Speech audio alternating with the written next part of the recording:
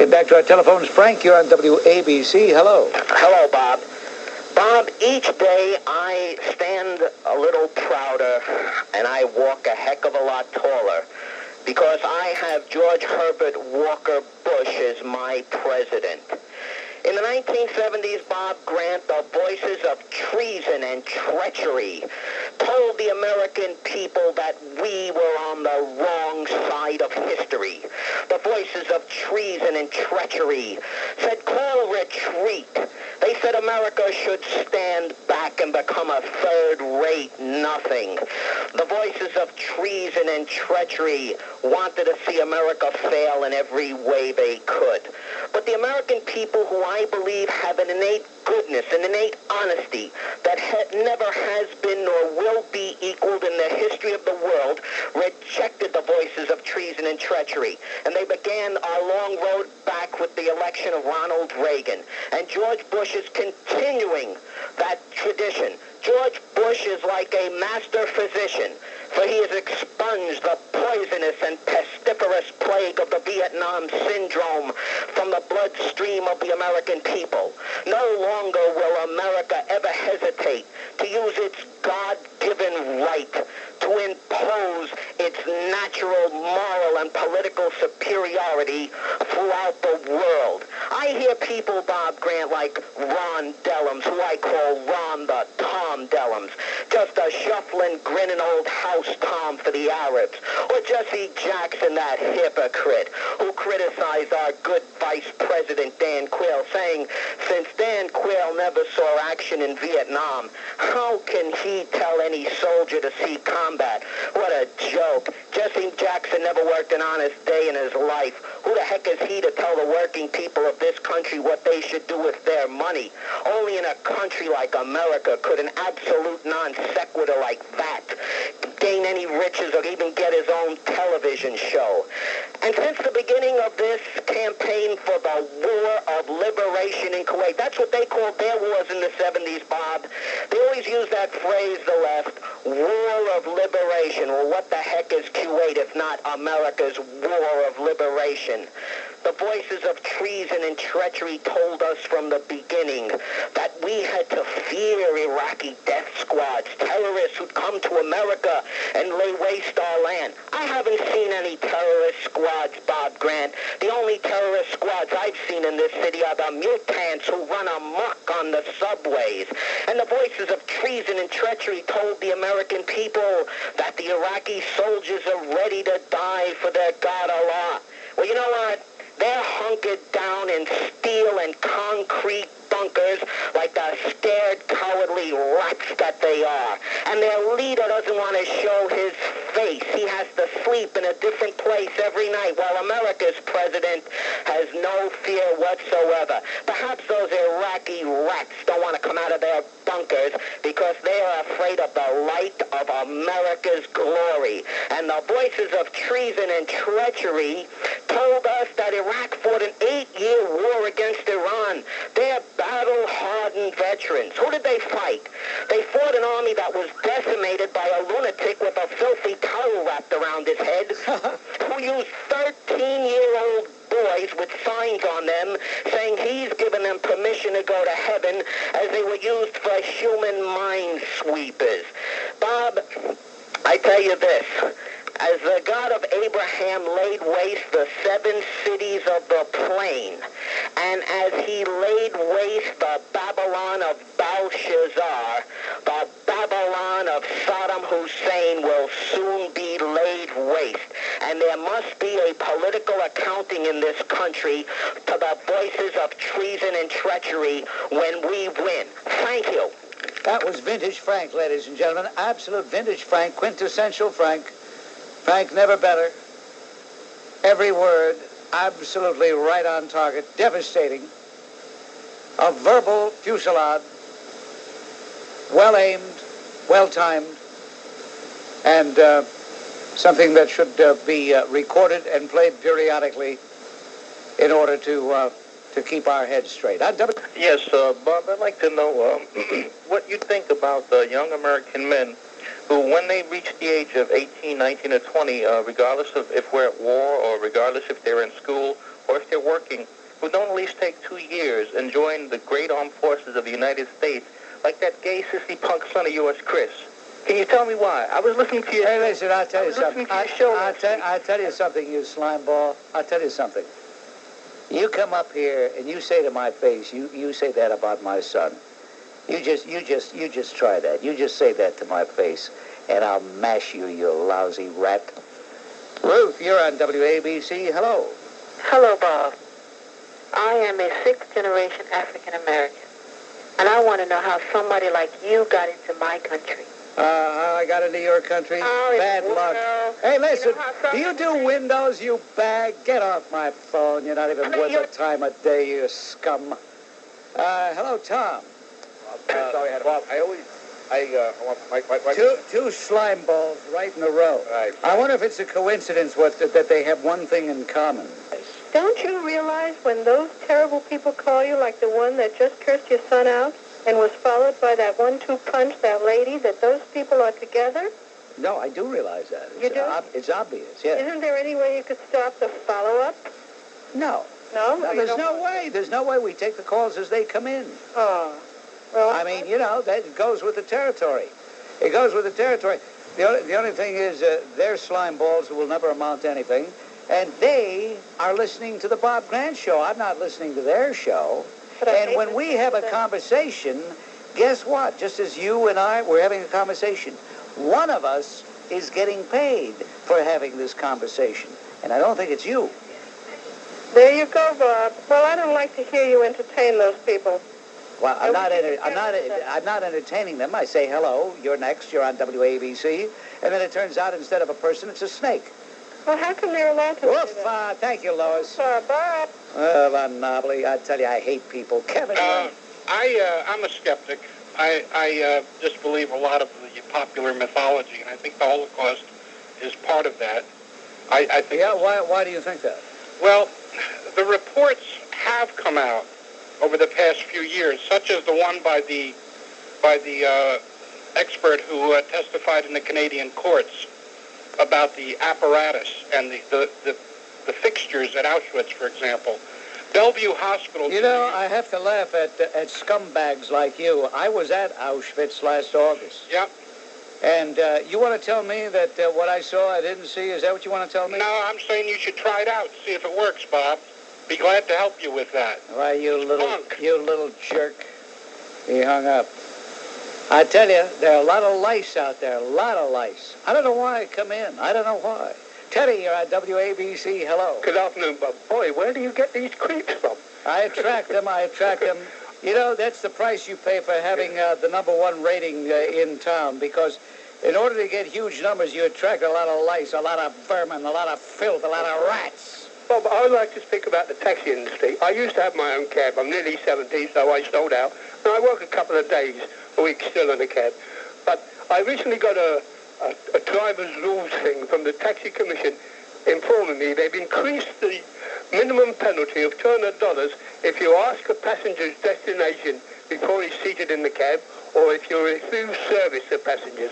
In other words, we should go anywhere they want us to go without any protection. The taxi industry recently asked the Taxi Commission for permission to consider a limited test of mobile cellular telephones in the cabs to help the drivers' safety. 3 commissioners, Robert Adams, Marvin Greenberg, and Elias Arrett, voted out. Where are you from, pal? England. I see. London. Uh-huh. Well, I tell you something. I salute you. I tell you, the British are okay. I love them. But this I want to thank you one more time. Everything what you've done on your show. You, Rush Limbaugh, and... Thank you very much, Leonard. Thank you very much. Thank you. I'm a trio now. I'm a trio. I started out as Bob Grant. Now I'm part of a trio. People thank me, and I got to thank other people, too. I don't mind them thanking Jay Diamond, because I take full responsibility for the fact that Jay Diamond is our morning star. But I had nothing to do with that other guy. And I'm getting a little, with all due respect to his greatness, and we know he's great because he tells us every day, I'm getting a little tired of being part of a trio. What is it, Manny, Mo, and Curly? Mr. Grant, I want to thank... Well, why the hell did I get out of here? Ralph. Your show. Well, it's just one of the guys in the trio. That's it. We're interchangeable. You know, it makes no difference. We're interchangeable. Yeah, but the reason I'm calling is I'm very pleased with the military war, and I'm not very pleased. I'm quite dismayed about the political front, the diplomatic front. I really am upset when I hear politicians, elected politicians, calling for the demise, termination, in whatever fashion, with extreme hostility of Saddam Hussein. I feel it's inappropriate for elected officials of the greatest democracy in the world to be speaking that way. I feel it's inappropriate for George Bush to play diplomatic games in public. For example, when the last offer came through last Friday from Hussein for a ceasefire, he said something he never said before. He said he would withdraw from Kuwait, but within 20 minutes in public, George Bush turned it down as a cruel hoax on the Iraqi people. I can go on and on. But there was a cruel hoax. The UN Resolution 660 says that there shall be the unconditional and immediate withdrawal of Saddam Hussein's forces from Kuwait. The guy says he will withdraw, and then he lists 7 or 8 conditions. And these conditions would have gutted the entire departure, if indeed he would depart. If that was his final position. I mean, if you're so naive... I'm not naive. Well, you are naive. You are naive. The man is a negotiator. I'm being kind. I'm calling you naive instead I am a of dumb. negotiator, Bob, and when I need to negotiate out of weakness, I start to ask for more, hoping I will not have to give up the whole ball of wax. The UN resolution says unequivocal, immediate, unconditional. Do you know what unconditional means? So why was that accomplished in 20 minutes? Do you know what unconditional means? Of course I know what unconditional is. Good for you. You skunk. Arthur, you're on WABC. Hello. Good afternoon, Bob. How are you? This is Arthur from Queens. You know, the other guy started out by saying, how are you, too? Why are you asking me, how are you? Just a polite form of greeting. No. This is not a polite form of greeting. This is a radio program. Hi, Bob. You want to schmooze? I'll give you my number at home. We'll chat. No, Bob. We have somebody identifying himself as Singh from Brooklyn. Yes. Don't make fun of the name. Now, I have something to tell you. You know that character Frank who calls you with all the fancy words? First of all, your name really isn't Singh. Yes, it is Singh. Why? Your real name is Tom, and you're putting on the name Singh because you're a fake and a phony. He's telling me I'm a fake and a phony, and my name is not Singh. You believe this, man? That's right. What proof do you want? What? Tell me what proof you want, and I'll give it to you. Well, first of all, Singh is... Indian? Singh is a name that is given to people from India. That's where I'm from, Frank. You are not from... I've been here for 20 years. My foot. Well, let me tell you the story anyway. That's irrelevant. The Frank This is Tom Lyons. This is Tom. Please, will you stop that? Will I stop that? Listen to what I'm saying. You cut out with the fake phony name. Bob, I'm an armchair psychologist, a true amateur in the honorific sense. And I just want to analyze your program and why it's so popular. I have basically the theory is that you're a sadist, and we, the callers, are the masochists. And I can prove it to you by 2 of your statements, one at the beginning of the program, one at the end. You say at the beginning of the program, let's be heard. What you're actually saying subliminally is let's be hurt. And so we, the callers, all line up to be hurt, to be whipped, to be abused.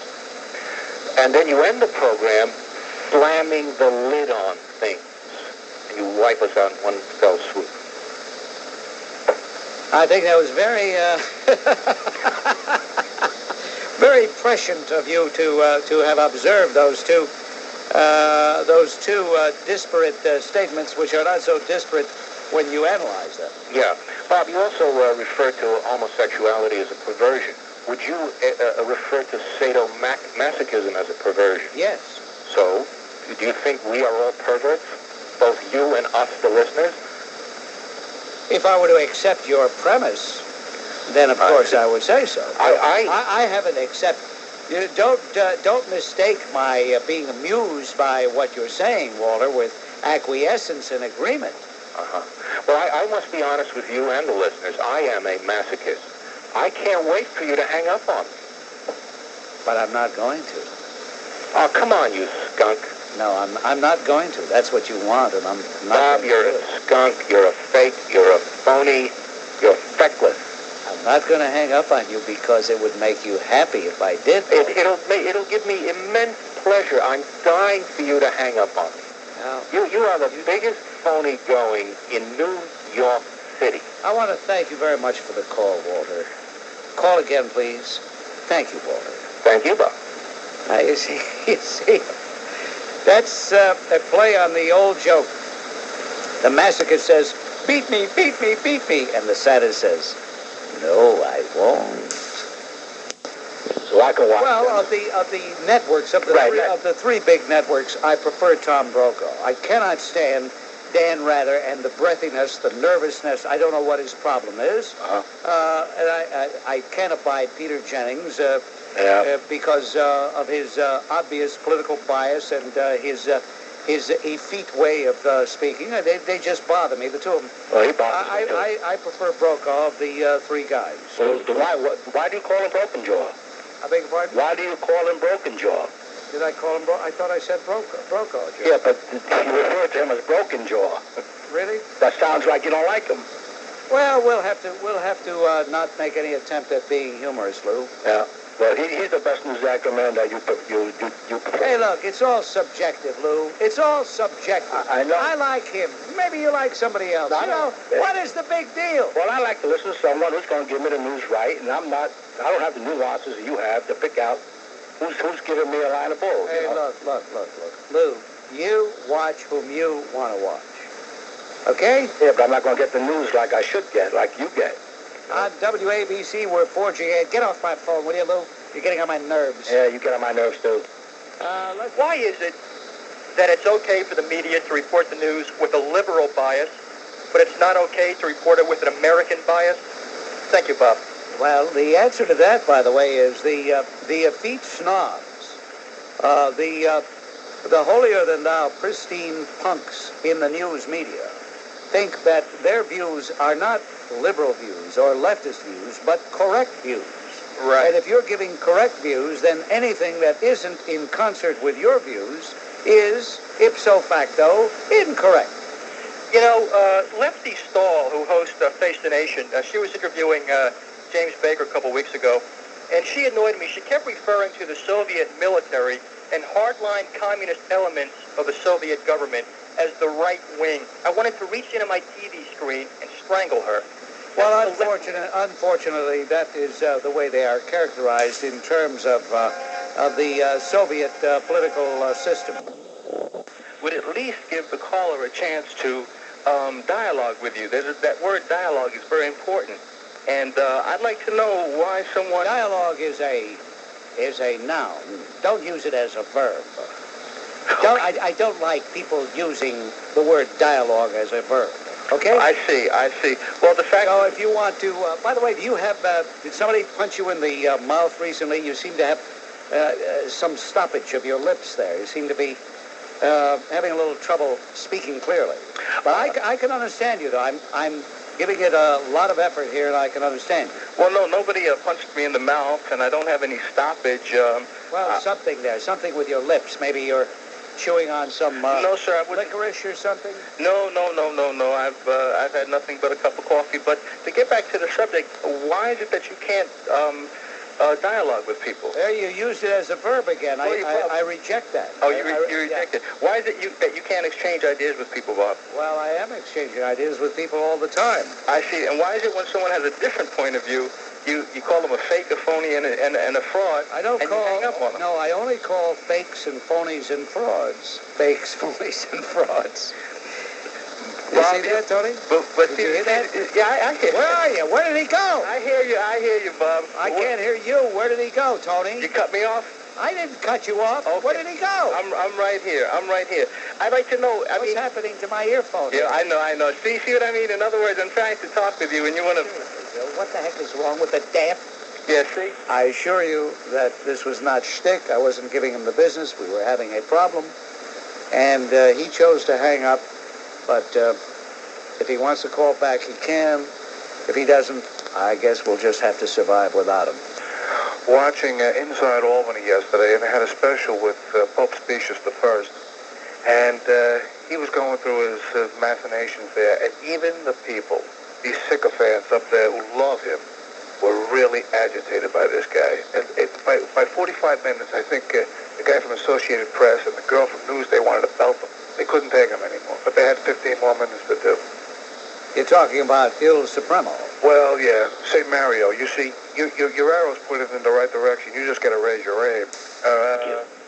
All right, here's Biff, Jimmy Carter's biographer. Here's a guy who loves Jimmy Carter, goes to sleep looking at his picture, has orgasms looking at the smile, but that's all right. We'll let Biff on anyway. Thanks, Bob. I appreciate that. Maybe Jimmy will run in 92 and help us all. You keep listening at 5:20, and you'll hear a guy who does intend to run in 92, and it's not Jimmy the fake. Have you noticed that all the expert analysts on the news shows, the guys that have the best analysis usually are from the Carter administration? But my main point is... No, you say that because they agree with you. That's why. Well, not really. Okay, why did you call, Biff? Well, I wanted to call why people that disagree with you still listen to your show. For myself, I listen to you because a substantial number of voters listen to you. And many of these people have become illiterate. They've stopped reading, and therefore they trust you to tell them what to do. But you're so often wrong. For example, for 8 years, you've supported Reagan. Reagan took the federal budget from $650 billion to $100 trillion, $100 billion. So have you been fooling the public for the last 8 years? You act as though I'm an office holder. No, I continue to support him. You know, your problem is you will never forgive him for defeating Jimmy, I'll never lie to you, Carter, when he carried 37 states in 1980. You'll never get over that. You'll never get over the fact that your idol was turned out after one term in office in absolute disgrace with a 21 to 23% approval rating. You'll never get over that. Remember one thing, Bob. The Patriot missile that is doing so much good for Israel comes out of the Carter administration. Not so. That's true. Not so. You're trying to make it true. How but is it does. true? It does not. As a matter of fact, if Jimmy Carter had his way, there would be no Patriot missile. That has been in the Gulf War. And if we could make a chronology, starting first with Charles Kuralt, saying that the country was divided before the president got his mandate from Congress. Then they were talking about 30 to 50,000 American body bags coming back. Then they talked about a coalition that was held together very, very loosely and on the slightest reason would crumble. And I really believe that Dan Rather was dusting off another Nobel Peace Prize for Mikhail Gorbachev, that KGB louse, when he looked at the possibility of him interceding on behalf of the Iraqis. And I'll tell you, Bob, if I see one more time that little putrid King Hussein of Jordan, or if they bring out that empty Medhi one more time, I'm going to increase my order for bark bags that I can watch on CNN. They keep bringing about the same people time and time again. That's what they have to throw at us over and over again. But I really try to watch CBS as little as possible because I think they are the lowest of the low. I will never forgive Charles Kuralt on the very night that Operation Desert Storm began when nervous Dan Rather said, "Well, Charles, what do you think?" The very first thing was, "Well, Dan, the nation enters this war deeply divided." I thought they were entering deeply divided. And then they bring that relic Cronkite, who should have, Cronkite should have quit years ago and stayed away because the guy is walking around. He's got walking Alzheimer's. Thank you for the call. Until tomorrow, hopefully, the way I'm feeling, I don't know. Use it. Kill Saddam Hussein. Kill him now. It's 6 o'clock. Ladies and gentlemen, there will be many, many reasons to rejoice. Now, hear me carefully. There will be many, many reasons to rejoice in our victory. First and foremost, if indeed, the victory comes about the way I think President Bush intends it to come about, with the elimination of Saddam Hussein as a threat, that is reason number one. I can't be phony like a lot of other people and say I'm concerned about Iraqi life. I know a lot of those guys, schnooks in those trenches, and really didn't want to be there, and they're more to be pitied than anything else, but I'm concerned about Americans. And I trust you are too. But ladies and gentlemen, there are other reasons to rejoice. It seems to me that our engagement in this tremendous land war, and I don't think the American people, or people anywhere maybe, really realize the scope, the dimensions of this land war, because it has been seemingly so one-sided and because we have been victorious in every phase, but the proportions are equal to, and in some cases exceeding, the massive proportions of World War II. How does that grab it? The fact of the matter is, this will be a purgative. The purgative perhaps we as a nation have needed to cleanse our psyches from the hangover of Vietnam. Every time that anybody talked about asserting America's duty to stand up, we had the chorus of naysayers, the chorus of appeasers, invoke the name Vietnam.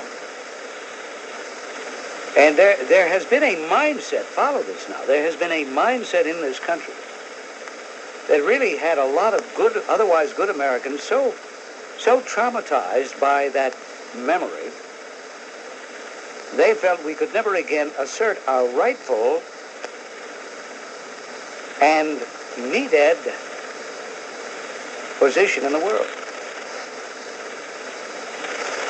But now, thanks to George Bush, who has been an absolute genius in putting together this coalition and holding together this coalition, and who has not succumbed to the temptations to give in to this dictator in any way, shape, or form. Thanks to him, we are on the threshold of opening a new vista in American thinking, in American self-appraisal. It is important. Make no mistake, it is important. As far as Saddam Hussein himself is concerned, the man will be relegated to the dustbin of history along with other tyrants and despots, other would-be rulers, other would-be mass murderers like Adolf Hitler and Joseph Stalin and a whole host of others who come strutting across the world stage, having their moment of triumph and then their eternity of ignominy and disgrace. There are other reasons to rejoice. They are more minor, of course. I'm sick and tired of every two-bit would-be pundit on CBS, ABC, NBC, CNN, or any other outlet constantly talking about the vaunted Iraqi Republican Guard. And this goes even for the Tony Cordersmans and the other military analysts. Time and time again, that's all we heard. Things are going well now, but wait till the Republican Guard gets in it, and then watch out. Boy, oh boy, then watch out.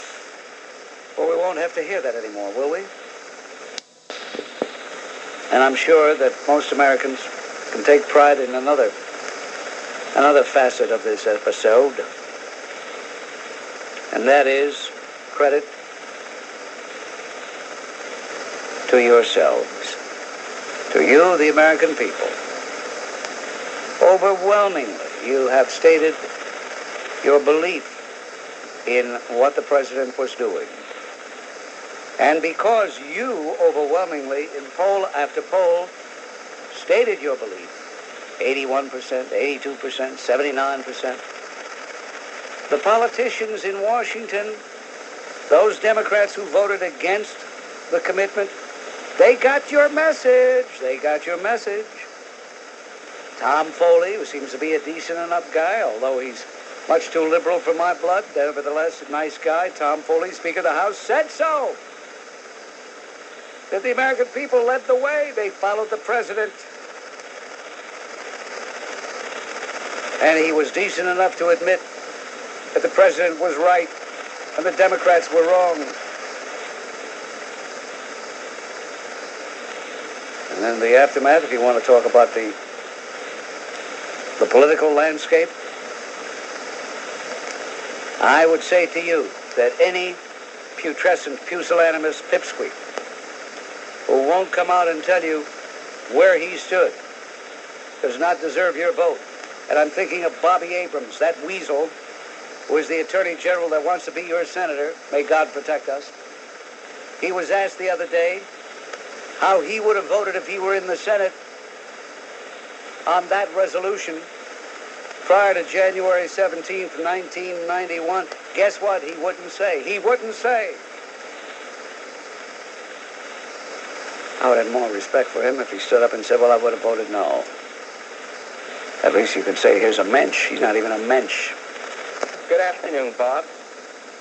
Since Tom Foley's feeling so magnanimous, why doesn't he rescind the appointment of Ron Red Dellums to the House Intelligence Committee? That's really sickening. Well, of course, once you make the appointment and the man is on the committee, you don't rescind it. You can't say, I changed my mind, you're off the committee. Yeah, the fox is in the hen house.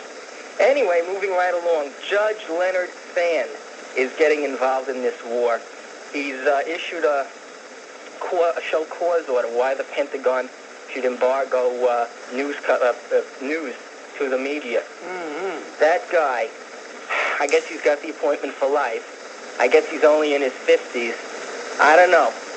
If Saddam's got any scuds left, he ought to aim at that guy's Westchester estate. Well, I'm glad. Second thing is, Bob, I wish this guy would stop calling you about your toupee. I've seen you on TV. You have regular hair. I wish people would just get that straight. Well, it's not really that important, Bill. It's not really, Bill, it's not really that important. It's really, I get paid just the same whether that skunk calls. As a matter of fact, I keep getting paid more and more and more because the ratings get higher and higher, so let him call. Morning, Rob. I'll wait here for now, but I'm a first-time caller. I have one minor point and one major point. In World War II, de Gaulle went to France or Paris. Why isn't the Emir of Quebec in the Cable City? Can you understand this guy? Is anybody? I can't understand you. I'm not gonna waste everybody's time with a guy speaking in hieroglyphics. Please keep negotiating. There's no way to negotiate with somebody, with that ilk. Well, of course not. Can you imagine what Dugagazot, what it would have been like if Dugagazot had won the election? You would have had dinner with him. Well, maybe when it's over, we can send Florio over to be an economic advisor. Fix the country up. Yeah, well, that would destroy the country economically. Quickly, yeah. Mm-hmm. Yeah. Mm-hmm. Yeah, I had an idea for his execution. I was voicing it like a lot. They should give him the electric chair in Iraq. The electricity's so screwed up that it'd probably take 50 pulls of the switch to get him to go. I hope he gets everything that's coming to him. Thank you very much, Gary. Okay, take it. We couldn't conduct the war with any unanimity. And yet, over 80% of the American public has been with the president from the very beginning. But if you were watching on the night of January 17th, if you were watching CBS, I'll never forget nor never forget the first thing out of that Fatso Charlie Kuralt mouth. Well, then, the nation enters this war deeply divided. Very, very simple. The story is true. If you dismiss George Bush's comparisons between Saddam Hussein and Adolf Hitler, then by all means consider this. Saddam, like Hitler, outlined his vision of the world and his place in history in a book whose title in German is Unser Kampf, Our Struggle. Hitler did the same in Mein Kampf, My Struggle, published in Switzerland and Iraq in 1977. Saddam's book was excerpted last week in the German magazine, the Hamburger Rundschau. His view, there must be a Mideast war. I'm quoting Saddam Hussein now. There must be a Mideast war to expel the Jews from Israel while dividing the United States, Europe, and Japan over oil. It didn't work, you skunk. Thanks to George Bush, Colin Powell, Dick Cheney, and a whole host of heroes, it didn't work, you skunk. With the exception of Israel, I think the Middle East is a large chicken farm with diarrhea-smelling people. And I think that since we're there, we should obliterate dictatorships like Syria, theocracies like Iran, and pseudo-democracies like Israel. And pseudo-democracies like Israel? Yeah, pseudo-democracies. Well, you know, let me say this to you. You're just a no-good, lousy skunk. You're a stupid jerk. And you're not even worthy of talking on this program. Get off my phone, you vile fink. There are a lot of sick guys out there, a lot of sick guys. In 3 months, somewhere within 3 months, if we don't kill, or somehow or other, if Saddam Hussein isn't killed, I'm talking about being killed, not removed from office, the Israelis will do it. That's my prediction. Okay, I'm with that, too. Second one. I wish they'd get this guy Greg from Park Slope, who was just on the line. He really doesn't have any right to that, because the Soviets contributed absolutely nothing. Absolutely nothing. I think that he's been, the president has been very cautious in saying this, because he wants to get this war over with. He wants to get Saddam Hussein defeated. Well, it is true that without the Soviet votes in the United Nations, we would not perhaps be where we are today. That is true. I don't deny that. But to forever conduct our policy on the basis of our gratitude for those votes would be absolutely self-defeating. It would be totally foolhardy. And so let that fake, phony fraud sham with the wine stain on his forehead, let him say anything he wants. I think we are learning once again that you pay a terrible price for cowardice. That in the long run, it is true that cowards die many times before their deaths. The valiant taste of death but once, it is true. So, Gorby, this Bronx cheer is for you. Good afternoon. First of all, I'd like to just commend both you and Jay for what... Hey, look, pal, look. I like Jay. He's my protege. But look, if you want to call and commend me, commend me. If you want to call and criticize me, criticize me. I don't work as a double. I don't work as part of a trio. I was just referring to what happened. I don't care. Okay, I think the Rio Diner... Oh, the Rio Diner? That's different. That's what it was. That's all it was. I heard the entire program on radio, and God bless you both. I think the cause is just so great, and I just listened to it, and I just thought it was just a great thing. Well, did you make a contribution to the Leukemia Society of America? What I wanted to do was, once we're off the air, if I can talk to your screener, I will commit $100 to the Leukemia Association. Well, what you can do, I'll tell you what you can do. Okay. If you're sincere. I'm always sincere about it. If you're sincere, what you can do is simply this. Friday, we are going to have a radiothon throughout the day, beginning at 6 o'clock in the morning on Jay's fine program. Okay. And then concluding 12 hours later when I slam the lid on things at 6 p.m. Okay. During the course of that day, you will be given a number to call and make your pledge. I give you my word on that. That will be done. You're so dramatic. I don't mean... I give you my word on this. Well, I'd like Would you write it in blood for me, Peter? For what you write, I guess I would. Oh, my God. I'd like to just make a statement, if I might be able to. Go right ahead. That I do support President Bush, and I'm impressed with Dick Cheney and General Powell and the rest of President Bush's cabinet and appointed elected officials. I'm very disappointed with the press, their lack of support of America and our policies. It seems like now they're jumping on the bandwagon when it's obvious that we're going to be winning this war. I detest CNN, Sam Donaldson, Dan Rather, and other major network celebrities. They should hang their heads in shame. And after this thing is ended, I commit I will not be watching those shows any longer. I'm very, very pro-America, pro-president, and everything is done and policies we stand for. And that's the statement I wanted to make, Bob. Thank you, Peter. Thank you very much. Also, Bob, one other thing.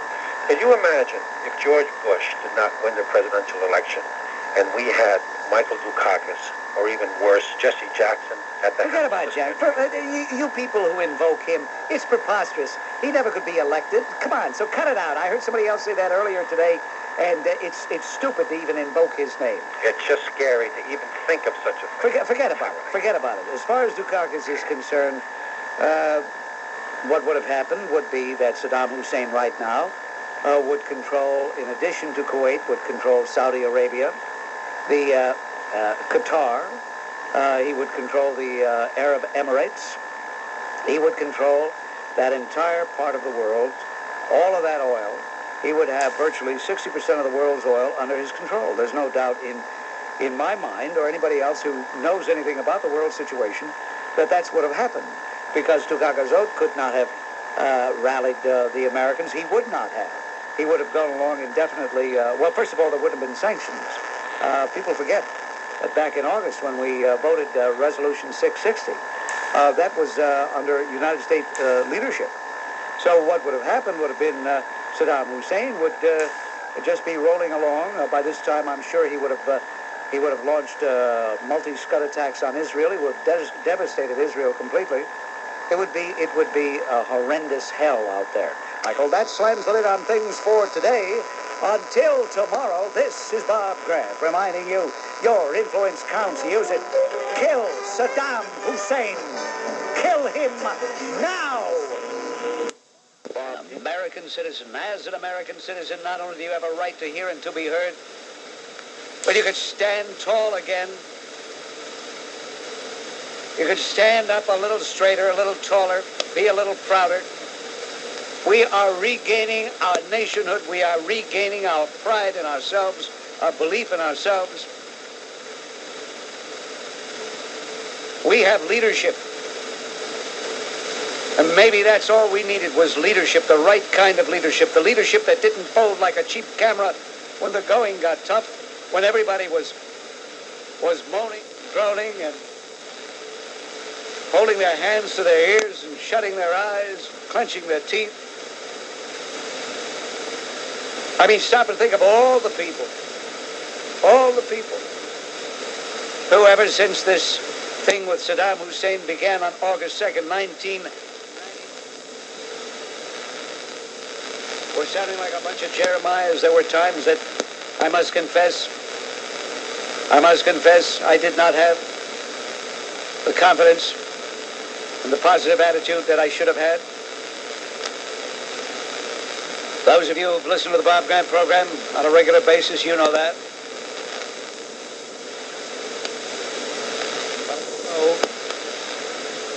I know that I can look back and say that there were a few of us who had a strong hunch that we were overtaking the enemy. I know there are many reasons why we should be gratified at what we, and I put that in the present participle because it isn't really totally over yet. If you heard ABC or saw on Channel 7 the briefing given by that magnificent General Stormin Norman Schwarzkopf, you must have been proud. I want to congratulate Fife Symington out there in the state of Arizona for winning that gubernatorial election. I think that the people of Arizona have chosen wisely, as they have shown their wisdom and fortitude in rejecting a holiday for a jerk.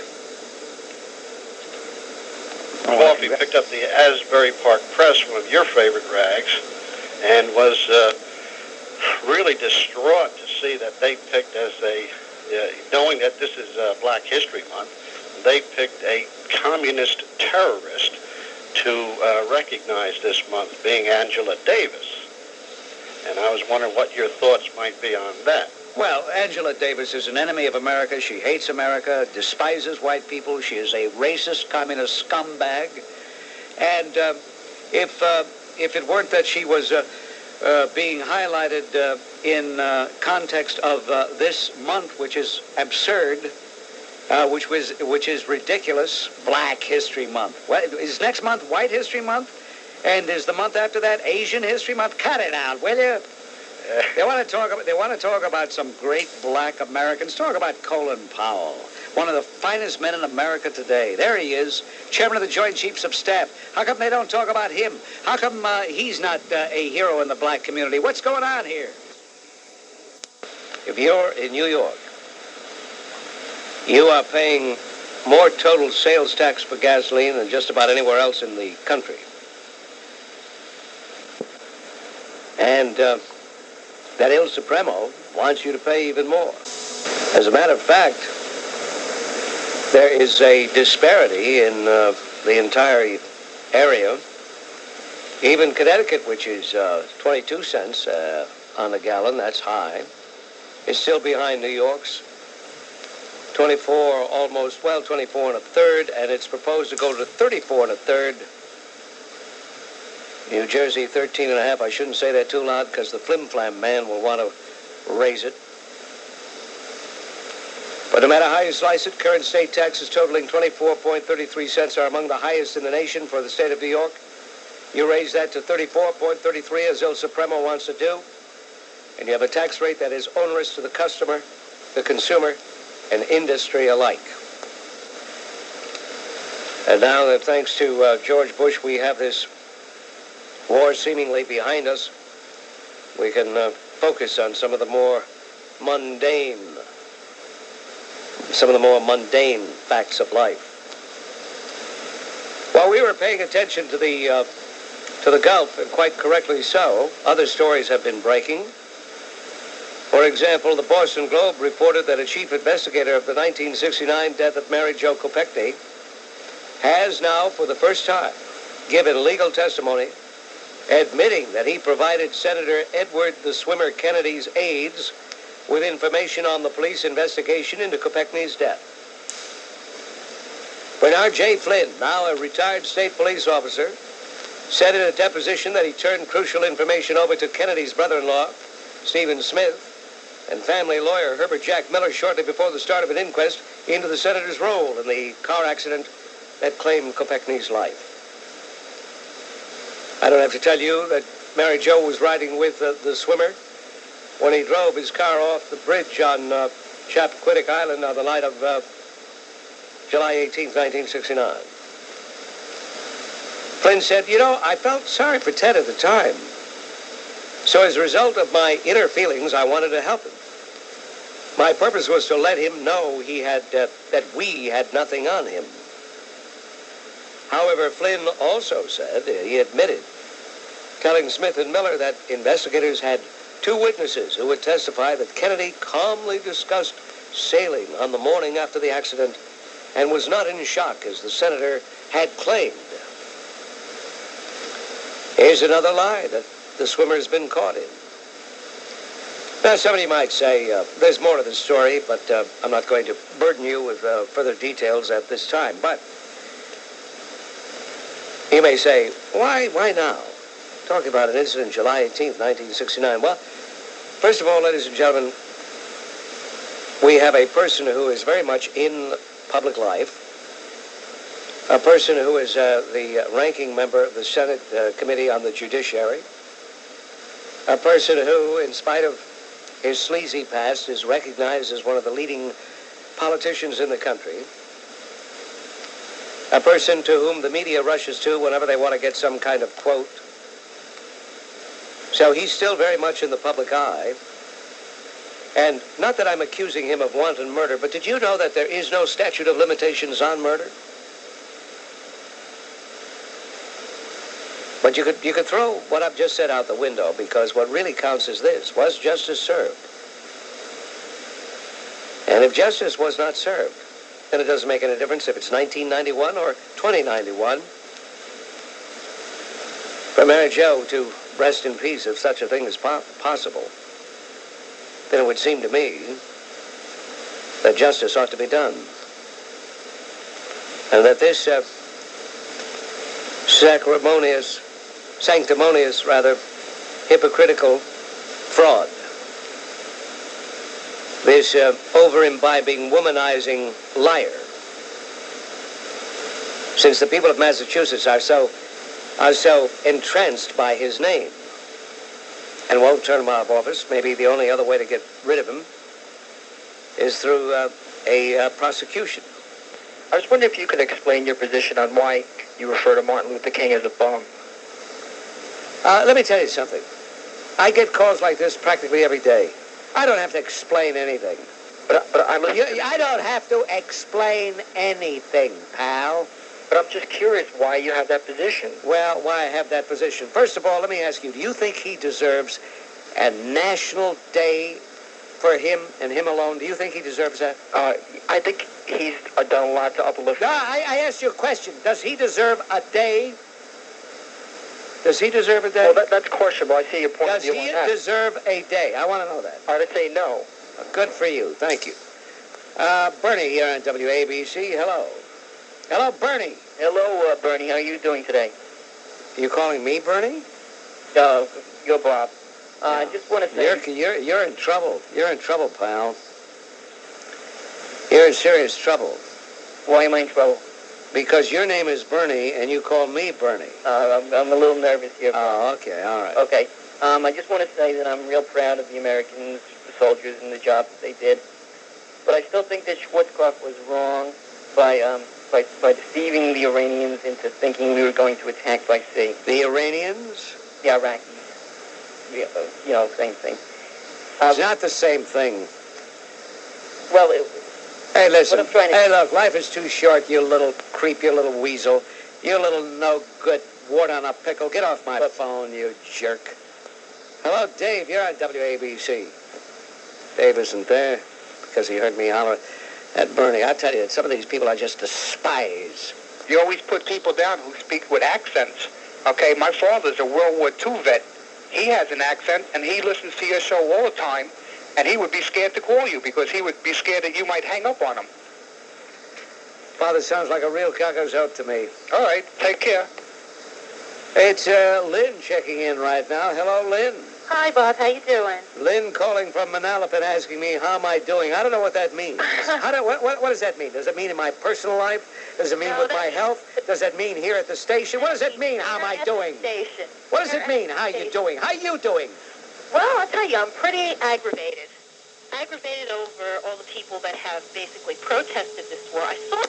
It's just the fact. As far as winners and losers in the Gulf conflict, Ray Kerrison yesterday, I don't know if you saw the article. A lady reminded me of the article a little while ago. And I love the fact that Kennedy, Moynihan, Biden, Bradley, Mitchell, Foley, and I hope added to those names are Bob Woodward. I'll never forget the article he wrote in the Washington Post early before the conflict actually began. You know what was sickening? How the media dredged up the likes of Bob Woodward. They kept recycling David Halberstam. What they did, I'll tell you what they did. They sat around, I'm talking about the producers, the editors, whether it's CNN or CBS or NBC, ABC is irrelevant. All the networks were guilty. And they said, hey, we got to get some guys who are real anti-Vietnam.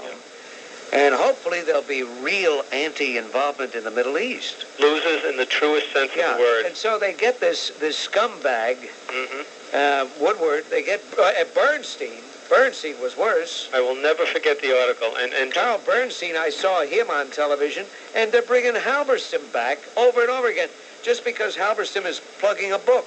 And in reference to Judge Bork and his character assassination, he was assassinated by a man who assassinated a young girl.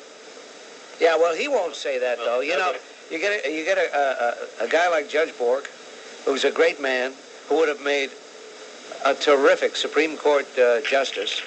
And we know what he's got to be thinking, because he's no dummy. I tried to get him to say that when he was on the program the last time, but he was quite, shall we say, circumspect. Good command of the English language, so he seemed fairly intelligent. He was talking about affirmative action programs and how, what an insult they are to blacks and how they don't work anyway and they cost a lot of money. And His theory was that reparations to peoples have always been compensated by cash throughout history, and he was suggesting that, I forget what he said, as individuals or head of households, all blacks be given $100,000 and then let it be done with it. Some will invest the money and do well, some will just fall down to the lower levels of society, and he said that the whole package would probably cost, he figured out a few dollars less than that savings and loan scam that cost us money. And he said, you know, you're talking about Charles Krauthammer, and you're talking about an article in Time magazine. You didn't hear him talking on the air. Oh, yeah, I did. Oh, you did? He was talking on the air? Yeah. All right, so what is it you want to know, pal? Well, I wanted to, well, apparently you've heard about it already, so I guess... Oh, are you shocked that I know about it? Gee, no, not shocked at all. My God, Bob knows about it. It's Charles Krauthammer. This is 2 months old now. Yeah, it's about when I heard it. My other point was this, on a different note. Well, it's idiotic. Look, let me ask you this. Do you know what reparations mean? Yes. Uh-huh. Yes, I do. Do you know if I do something to you that is that should be compensated, and you're alive, I compensate you, right? Correct. But if I did nothing to you, then why should I compensate you for anything? I see your point. I'm not saying I agree with this. Why should we bear the burden, or should what burden for what? Burden for what? I want to know what burden for what? Burden of those who have gone before us.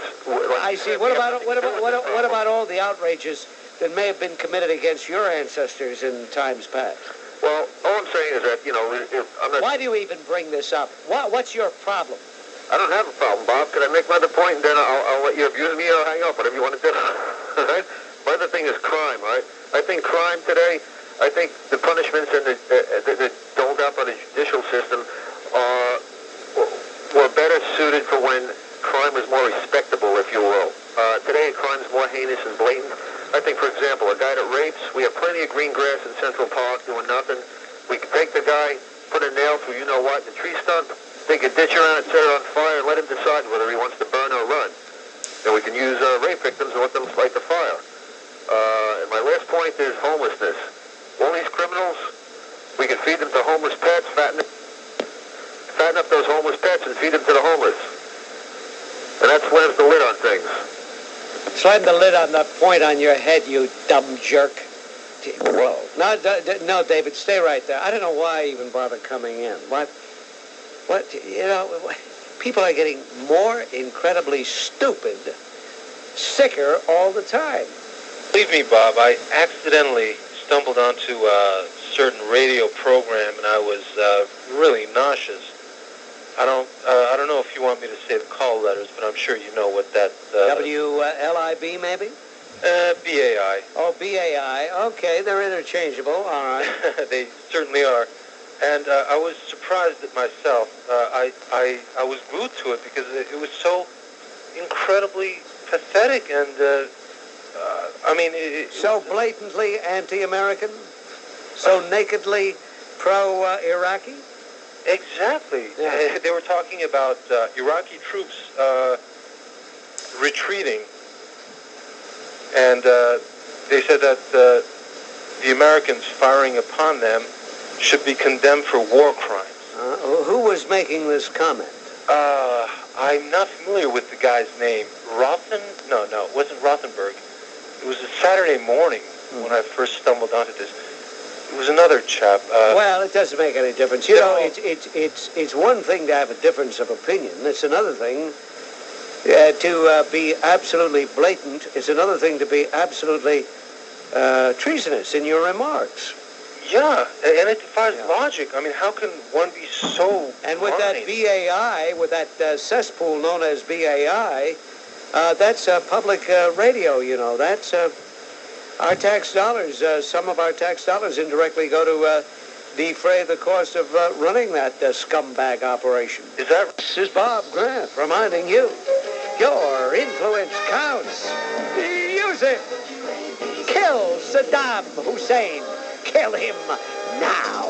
It's 6 o'clock. I wanted to mention an article that appeared in the Wall Street Journal on January 28th, and it was a full-page article that mentioned how Stephen Solars was the American-Israeli Public Affairs Committee, the Israeli lobby on Capitol Hill, they swayed the vote by getting Solars to operate for them.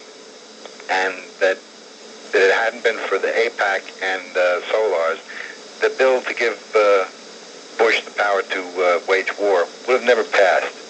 And what this is a foreign country more or less dictating our Mideast policy.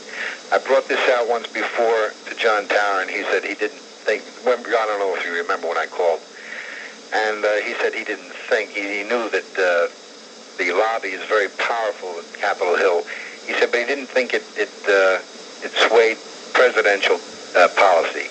And this article, if anybody cares to read it, would prove that our policy, our Middle East policy, is being formulated by the... No, see, what you're doing is exaggerating. What you're doing is taking a story and you're enlarging that story, twisting it out of shape, and that's because you're an anti-Semite, Tom. Oh, wait a minute! And I do remember your past calls. Yeah. What you just is it that you're jealous of Jews or what? What is it? Well, why do you hate Jews so much, Tom? Well, let me explain something. You, Rush Limbaugh, Hey, listen, I work alone. I've been doing this show long before I heard of that guy or any other guy. So I look, when you're dealing with me, you're dealing with me. I don't work as part of a trio. You got that? All right, none of you people have ever served... I don't want to hear none of you people stuff. You're talking to me. You're not talking... 5 minutes active duty, none of you have. Hey, scumbag, you're talking to me. You're not talking... I don't want you to use phrases like none of you people. Responsible for getting every... Hello? Yeah? Oh, you're still there? Well, where'd you expect me to go? I figured you'd hang up. You usually, when you call me an anti-Semite, you usually hang up because you're at a loss for words. No, I'm not at a loss for words. You're usually... I'm not at a loss for words. The words come very easy. You are a hater. You are a bigot. You are jealous of Jews. You resent Jews. They make you feel inferior, probably because they work harder than you, probably because they're smarter than you. Can I reply to that? You can reply to anything you want, you skunk. All right. When I see foreign people from another country dictating the policies of my country, I get upset. You're using the wrong... Hey, creep, you're using the wrong verb. What do you get off with this? What do you mean dictating? Nobody's dictating anything. They have dictated the policy of the Middle East for the past 20 years, and you know it. My foot, I don't know anything of the kind. I don't know anything of the kind, but I'll say this. What? If they did do what you said, and they didn't, but if they did, then we should be forever in their debt. Oh, because really? Because just think what would have happened if the vote had gone against President Bush instead of for him. Oh, do you feel Oh, you wish it had. Because you like Saddam Hussein. Hey, here's a guy who just exposed himself. He would like Saddam Hussein to be successful. You really feel good about slaughtering those people? I feel... No, I don't. You know why? We didn't slaughter enough of them. Oh, really? You're such a... you make me sick to my stomach. Hey, look, why do you even bother calling this show? Hey, skunk! Coward like all the rest of them. Coward? Yes, you're Coward, my foot. I'm sitting here. A coward. The whole crew. Limbaugh's a coward. Forget about Limbaugh. What did we do before? You know, I have to laugh at guys like him. A guy comes out from Sacramento, all 325 pounds of him, and suddenly I'm part of a trio with him and Jay. Let's get to Mike before he hangs up. Mike? It's all right, Bob. The thing about it, let me make one point very clear first. I'm an American. But I am very much concerned about the attitude that you've been displaying towards the people who have been calling in on the program. Now, one of the things I've been concerned about, particularly, is the fact that there are so many people who seem to think that these guys in Iraq, you know, they're lesser than other human beings. And I'm wondering why. Now, a gentleman just said to you that it's not nice for so many guys to have been killed during the war. And look at what your response was. Oh, my response was, I wish we could have slaughtered more, yeah. Why? Why? Because they're Iraqi vermin, that's why. But you can't say that. They're human beings. Hitler was an alleged human being. Saddam Hussein's an alleged human being. But they're still vermin. Vermin is vermin. And just because they stand up and walk and talk like maybe you or I do, that doesn't make them human beings. They're vermin. But Bob, I want to say that, you know, I've heard so much about you, and cut it out. Stop being so patronizing. No, I've heard so much about you. What are you, some dignitary? You arrived in town and people said, oh, Mike, we want you to know about Bob Grant. Is that what you are? But Bob, it's not doing any good for you. It's not giving you any kind of mileage. Not giving me any kind of mileage. Mileage for what? When you can refer to other human beings. Oh, get off the phone. You're making me sick. It's 18 minutes. Hello, Roy. I recently read that marijuana has become the biggest cash crop in the country and in many individual states. And frankly, I blame that on the Anti-Defamation League of B'nai B'rith, because these people are gangsters and racketeers, and they specialize in the laundering of dirty money. Did you see there's a book out in Japan now about the Anti-Defamation League? It's called The Octopus Dog Japan. You see what a phony you are. First of all, Revelations by two Jewish writers. Did you see that? Are you a follower of Lyndon? Are you a follower of Lyndon LaRouche? But I read his stuff. Are you a follower of Lyndon? Stuff? Wait a minute. Admit it. Are you a follower of Lyndon LaRouche? No, I just read his stuff. Are you a follower of Lyndon LaRouche? I said no. But you read this from Lyndon LaRouche, right? Yeah. You scumbag. So every week that skunk calls. That same guy, Bill Bryson, that same no-good skunk. If I could get a hold of him, I would kill him, and no jury would convict me. Stephen, you're on WABC. Hello. Hi, Bob. How you doing? What do you mean, how am I doing? I just talked to a no-good, lousy, anti-Semitic scumbag, and you have the nerve to say how you're doing. I'm sorry. I feel the same way. It's ridiculous. It's ridiculous. What about, I have a professor in college, and you could hit it right in the head when you talk about how they're attacking us through racism. And one of his ideas in class is that Western civilization is built on racism, and is built on the exploitation of blacks and all these other groups. And when I hear him, I'm reminded of what you say about how these people from the left are just constantly harping on the race. It really is almost like a brainwashing, especially in class. And what class is it? Tell me about the class. It's a history class. It's a Western civilization from 1500. And what is the teacher's name? I really don't want to, say his name. Well, he's propagandizing. He is absolutely. He is engaging in scurrilous, absolutely. It's slanderous. He's slandering the white race. Absolutely. He's slandering the very culture that allows him to live as good as he does. And if he really feels so affronted by Western culture, why doesn't he go see if he can find an African country that will take him? Maybe Zaire. Well, absolutely, and you bring up a good point, because there were a couple of blacks in the class that take issue with some of the things you say. Well, listen, don't kid yourself. Just because there are scumbags like him out there, that doesn't mean all blacks agree. As a matter of fact, I think if blacks had a referendum, if they wanted to conduct a national referendum, whether they agree with the white haters or not, I think you'd find the majority of blacks admire Colin Powell and have no use for Jesse Jerkson, and really don't want to follow the Calvin Putzes of this world. And this skunk that you're afraid to name, that has the honor to teach a history class in an American school. City College. City College is right. With black racists who hate whites. I'm not surprised. I just want to make one more point. You talk about they talk about the military curtailing the news media, but knowing what we know about Iraq and everything, I think that the military probably saved a lot of newsmen lives by controlling them and kicking them. Listen, if we let Sam Body Bags Donaldson and the rest of that crew that has no loyalty to the United States, only a loyalty to their own egos, if we had let them run amok, this war would not have ended so successful quickly. And half of them might have been killed. Half of them. Well, come to think about it, maybe we should have let them run amok.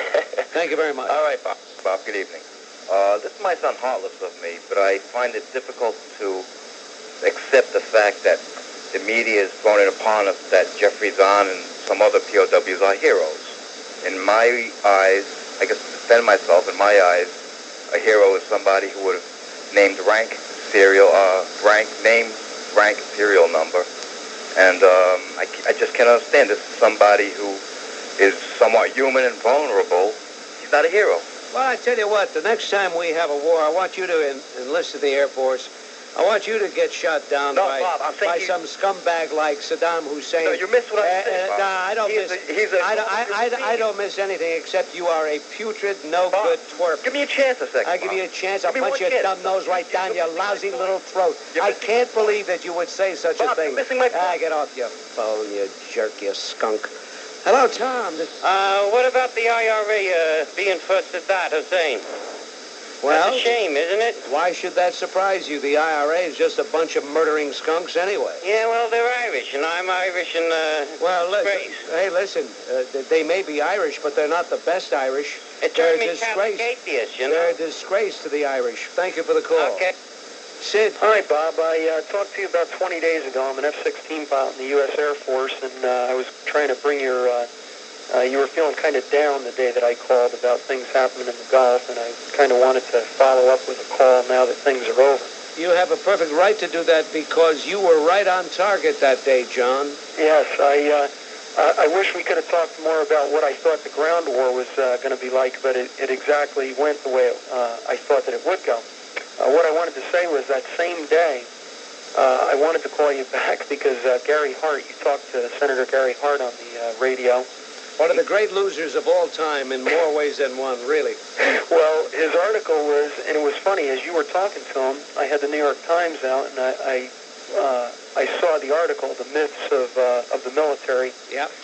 Too soon to worship high tech. Yep. And what really kind of sparked me to call you today was I just happened to see it. I was going through some papers that I saved through the war, just as kind of memorabilia, and I saw that article. And I just kind of wanted to remind you and the listeners of some of the things he had said.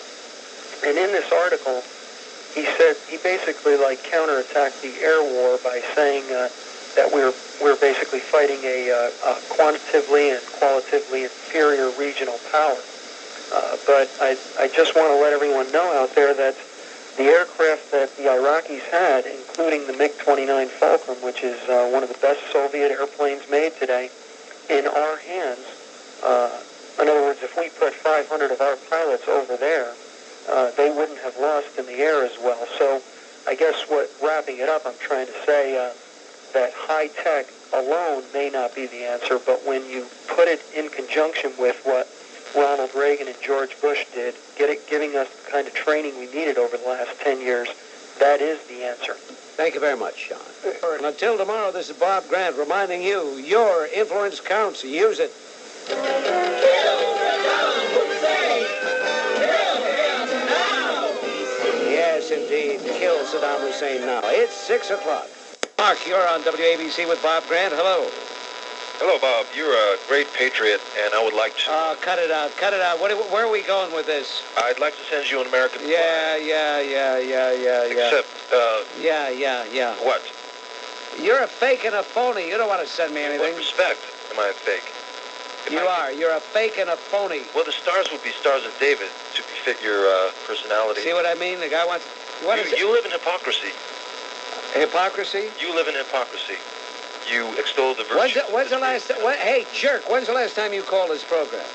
About a week ago. About a week ago. And what have you been doing since? Have they been trying to delouse you or what? I make money off my paintings. You make money off of what? My paintings. Your paintings? Correct. So you paint walls?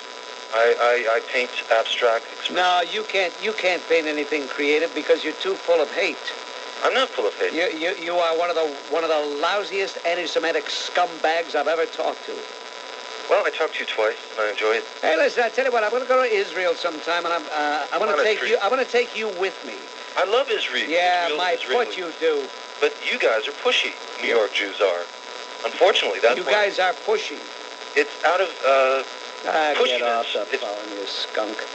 Well, Bob, one of the great outrages of the whole Persian Gulf situation was a story that had a life of about 24 hours, and that outrage was the $400 million in loan guarantees that Uncle Sap put up so Soviet Jews could emigrate to Israel. And not only were we in the middle of a war, saving Israel's chestnuts once again. Boy, what do you work in tandem with that other guy? Would you let me finish my statement, please? Would you work in tandem with that other guy? But they had the audacity. I mean, you guys in the same bund?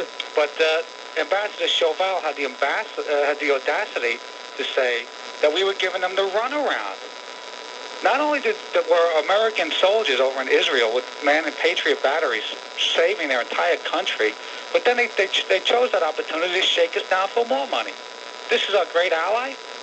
Shake us down? We haven't been shaken down. They're shaking us down for another $3 billion. Get off my phone, you skunk.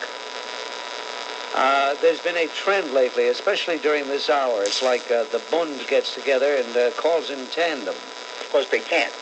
But I tell you, there's something, these two guys are the worst of all. And the reason I called is because people are talking about media and different people.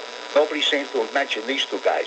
And they are two of the worst. Well, you're right, Ralph. You happen to be right. Especially Jim Lehrer. He is absolutely reprehensible. He has no right. He has no right, in my view. That's right. To be doing that program. I have seen him. Now, some folks who don't watch regularly or aren't as astute as you are may think you're exaggerating, but I have seen him do exactly what you're saying. If he will try everything. There was an egregious performance a couple of weeks ago in which he did exactly what you are accusing him of doing. Yep. These people, in my view, do not deserve to be on public television. Right. That's right. Any more than Sam Bodybags Donaldson deserves to be on ABC. That I agree with you wholeheartedly. We don't have the card. All right. Until tomorrow, this is Bob Grant reminding you, your influence counts. Use it. Kill Saddam Hussein. Kill him now. I want to talk about Whitney Houston and that song she sang. I got to tell you, you need to get the whole picture. You didn't get the whole story. If you had seen it from beginning to end and had seen the response from the crowd of thousands of Americans screaming when she hit that high note, and it just goes to show you how many people backed the troops in the Persian Gulf. It's the whole feeling. You only heard like the last 10 seconds of the song, and you responded to that.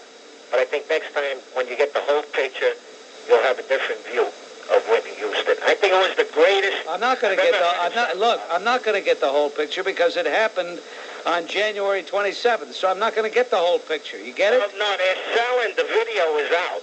What do I want with the video? What do I want with the video? When you see it, I got better things to do with my time than watch a video of the Super Bowl, pal. I think it's pro-USA. All right? I don't need to watch. Hey, Stunad, I don't need to watch that to be pro-USA, okay? Yeah, I know, but it had a lot of feeling, not just 10 seconds. All right, okay. I guess the whole story, I guess the Gabon's got nothing better to do than talk about that. That's right. I'm glad I spoke to you. Tu proprio no Gabon. Yeah, that's all right. Hey, I love you, Bob. Okay, Pete. Take it easy. So okay, bye. Oh, dear me. What are you going to do? What are you going to do? On WABC. The Bob Grant Show. Mike Long, who is the state chairman of the Conservative Party of New York.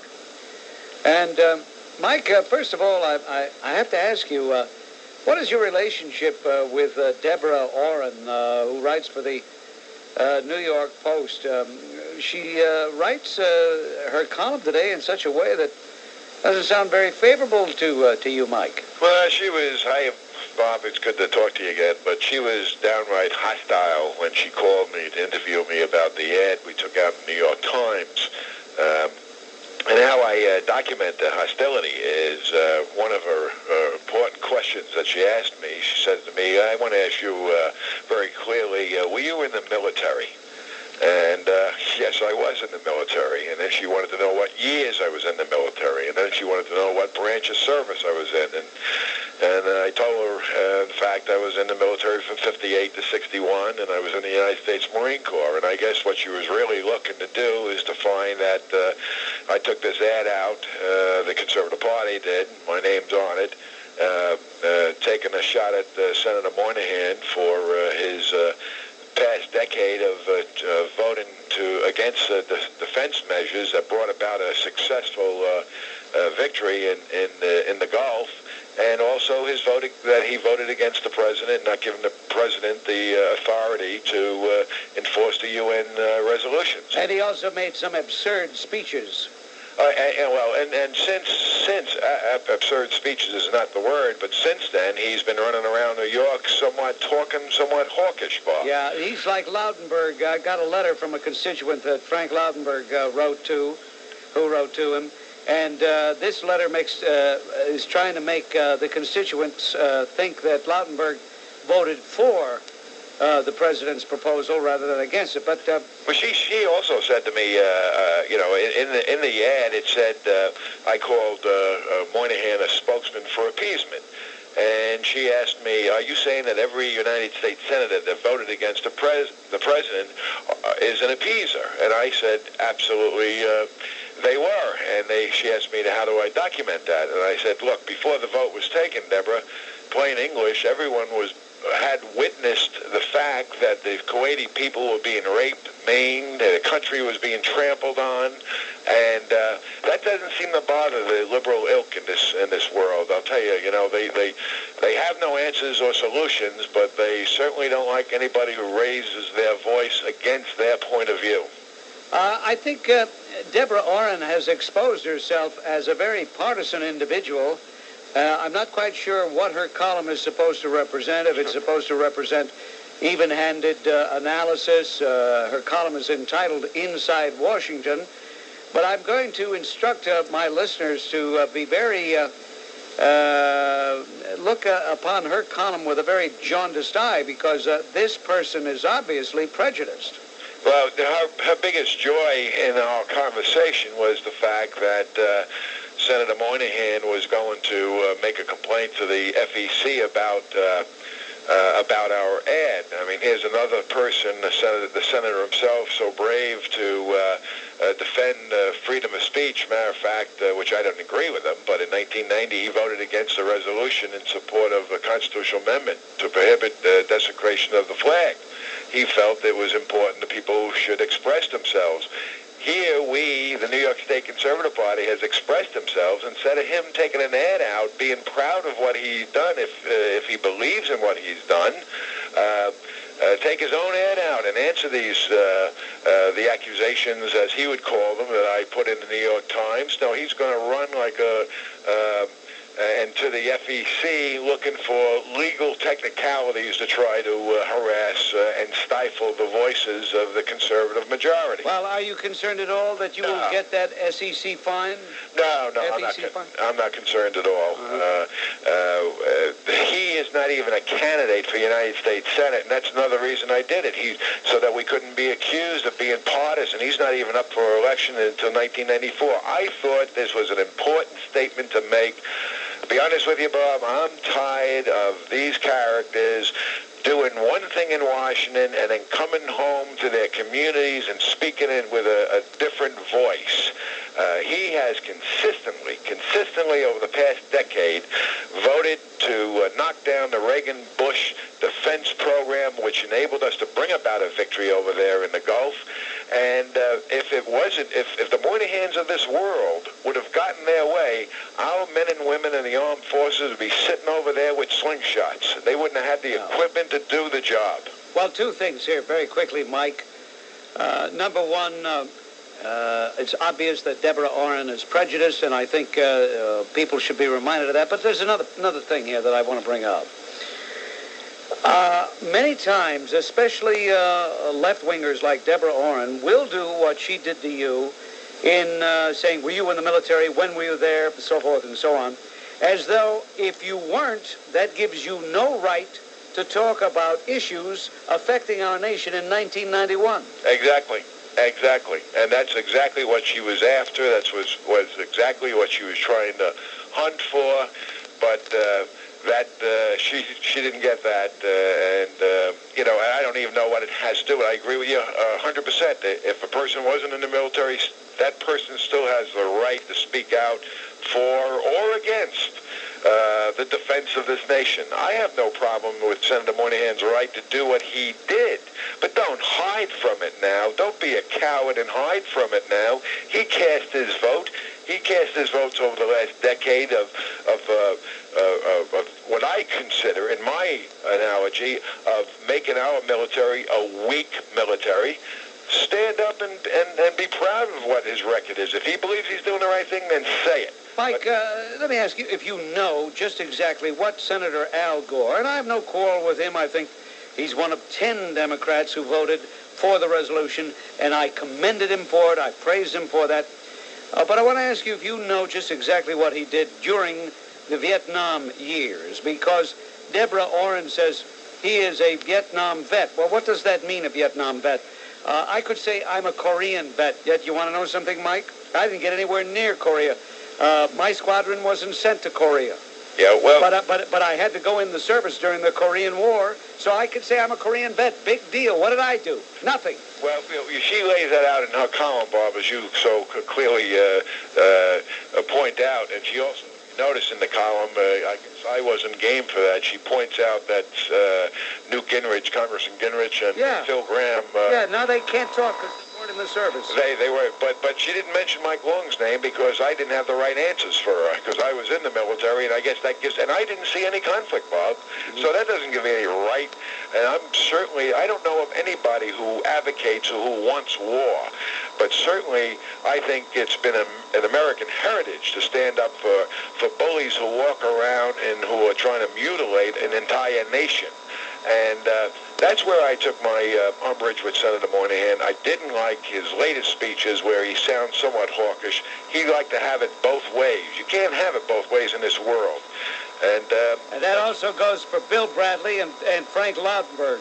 I took out the ads because I don't think New York is, and the people, and my hope is that other conservative organizations throughout the country would take out similar ads and point out that where their representatives really vote. You know, Mike, the liberals are scared stiff of this issue. They're trying to defuse it right now. They're taking the offensive. This is Ron Brown's strategy, and it better not work. Well, what I've been going through the last 24 hours, 36 hours, Bob, reminds me of what you went through, and one of the first times I ever heard you on the radio, which I thought was, hopefully some of your listeners remember, when we had the parade in Manhattan in support of the boys in Vietnam, and you spoke out about not letting the Tower of Joey march in that parade. Oh, yeah. And you took a lot of criticism and came close to having your job in jeopardy. But you spoke out as a patriot. You spoke out as a true American. And you had a right to voice your opinion that Mayor Lindsay shouldn't have been marching in that parade because he was, if anything, undermined our American fighting men in Vietnam, as I do believe some of these United States senators have done. Mike Long, good to talk to you. It's been too long since our last conversation. Let's correct that. Yep. Long, the chairman of the Conservative Party of the state of New York. And be wary of Deborah Orrin. Be wary of Deborah Orrin. She is an agent for the left wing if there ever was one. Oh, Bob? Yes. Bob, the word victory is once again in the American vocabulary. Victory without guilt. Victory without shame. Victory without excuse.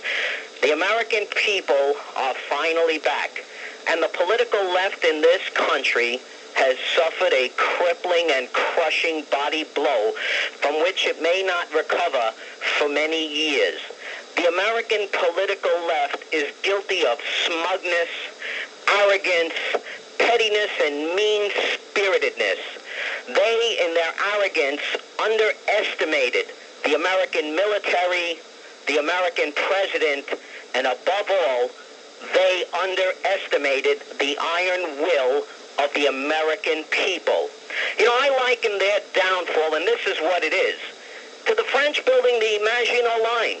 For the French saw events in the 1930s through the encapsulated lens of the World War I. And so they wasted their effort on the immobile and static Maginot Line, which the Germans easily went around. Likewise, the American left saw everything in the encapsulated time lens of the Vietnam era. It's as if the 1980s had never happened. They didn't realize that the American people were tired of self-flagellation and self-criticism, and that the American people were once again coming together with pride and love for their country, and that there was never anything for them to be ashamed about to show it. The left is guilty of duplicity, dialectical deception, deceit, and dishonesty. They are trying once again their time-honored tactic of the big lie, that America murdered innocent Iraqi civilians, the same civilians who supported this beast when he went into Kuwait. The American left is saying that we fought the war for oil. I'd like to know, what did Saddam Hussein invade Kuwait for? To get the Kuwaiti sand? The only sand there is in the heads of these American leftists. And you know, Bob, all through the dark years of the 1970s, when this country finally hit rock bottom by electing a political and historical aberration named Jimmy Carter, those unsung and unseen heroes of the Bob Grant patriotic radio family of the air stood side by side, shoulder to shoulder, each and every man jack of them behind the United States. They were pilloried, crucified, and vilified verbally for their love and faith in this country. They were called political Neanderthals, reactionaries, neo-fascists, outright fascists, Nazis, racists, any of the epithets that the American political left and their liberal friends like to think up to slander those who disagree with them. Well, I say now they should revel in their time, luxuriate in the glow of America's magnificent and glorious victory. Because you see, Bob, Jesse Jackson had it all wrong. Our time has come. Thank you. All right. On WABC, 20 minutes before 6. I like that denouement. ABC, hello.